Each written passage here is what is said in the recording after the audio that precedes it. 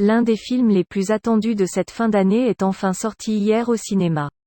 House of Gucci nous plonge dans l'Italie des années 80, où les femmes s'habillent en strass et les hommes en costume tout en dansant sur du Donna Summer en fumant des clopes en boîte nuit. Oui, ça fait rêver. Une époque où la maison de couture italienne par excellence s'appelle Gucci avec à sa tête deux frères vieillissants qui ont pour hériter leur fils. Le film se concentre sur l'un des deux, Maurizio, et son histoire d'amour avec Patrizia qui va causer sa perte.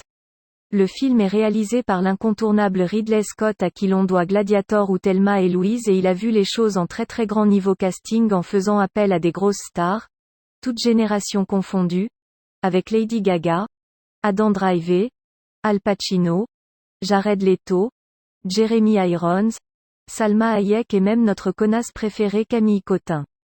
House of Gucci s'inspire d'une histoire tristement vraie, celle du couple composé de Maurizio Gucci, Adam Driver, héritier de la maison de couture, loup solitaire loin du glamour de la mode, et de Patrizia Reggiani, Lady Gaga, une arriviste qu'il va épouser.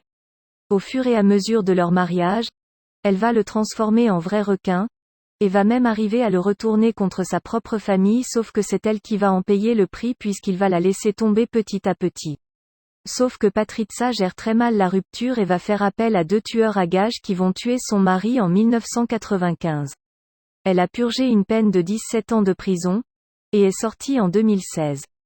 C'est le deuxième rôle principal qu'interprète Lady Gaga après avoir déjà fait ses preuves dans A Star is Born, qui lui avait valu d'être nommée aux Oscars. House of Gucci est encore un autre niveau pour elle, et elle n'a pas fait les choses à moitié pour se glisser dans la peau de la manipulatrice Patrizia. La chanteuse a passé plus d'1 an à préparer son rôle pour avoir le bon accent italien, la bonne démarche, la bonne gestuelle, et le résultat est plutôt convaincant. Si on peut lui reprocher d'en faire un peu trop par moment, elle arrive néanmoins à être assez juste dans ses scènes avec la famille Gucci, où elle joue la fausse naïve. Et si un membre de la famille devait sortir du lot, ça serait Jared Leto qui joue le cousin Concon. Totalement méconnaissable physiquement, chauve avec des prothèses sur le visage, et des kilos en plus, il forme un duo très drôle avec Al Pacino et arrive à apporter une touche de fraîcheur qu'il manque cruellement au film.